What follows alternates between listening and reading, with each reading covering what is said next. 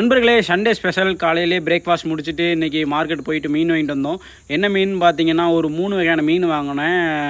ரெண்டு மீன் நேம் தான் எனக்கு தெரியும். சாலை மீன், துண்டு மீனும் வாங்கிட்டு வந்து ஒரு வீட்டில் இலையை குடிச்சிட்டு அதுக்கப்புறம் தோட்டத்துக்கு போய் மோட்டர் போட போனோம். மோட்டர் போனது எதில் போனோன்னு பார்த்தீங்கன்னா, நம்ம R15 V4 தான் போனோம். போயிட்டு வந்து வீட்டில் ஒரு ஃபார்மிங் ஒர்க் பண்ணோம். என்ன பண்ணோம் அப்படின்னு பார்த்தீங்கன்னா, கம்பு கிழங்கு வச்சுருந்தோம். கம்பு கிழங்கு இல்லை, பனங்கிழங்கு. பனங்கிழங்கு வந்து நம்ம பனைமரத்துலேருந்து விழக்கூடிய அந்த பனங்கா நொங்கு இருக்குல்ல, அது காஞ்சதுக்கப்புறம் இப்படி தான் இருக்கும்.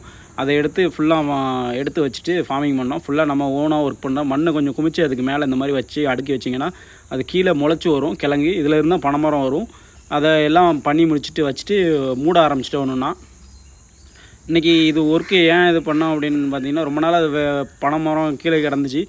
நான் 2-3 வருஷமாக வைக்கணும்னு நினச்சேன், வைக்க முடியல. இந்த வருஷம் ஓரளவு வச்சு முடித்து எல்லாம் ரெடி பண்ணிட்டோம்.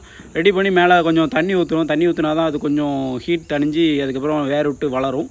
ஒரு வழியாக வழியை முடிச்சுட்டு அதுக்கப்புறம் நம்ம வாங்கிட்டு வந்த மீன் அம்மா ரெடி பண்ணியிருந்தாங்க. அது ஒரு வழியாக lunch heavy meal, high protein, high கார்ப்ஸோட இன்றைக்கி லஞ்சை கம்ப்ளீட் பண்ணி முடித்து கம்ப்ளீட் பண்ணிட்டோம். முடிச்சுட்டு நைட்டு பார்த்திங்கன்னா ஒரு 100 புஷ்அப்ஸ் 35 3 தடவை போட்டோம். 105 புஷ்அப்ஸ் பண்ணி முடிச்சுட்டு இன்றைக்கி டேயை கம்ப்ளீட் பண்ணியாச்சு நண்பர்கள்.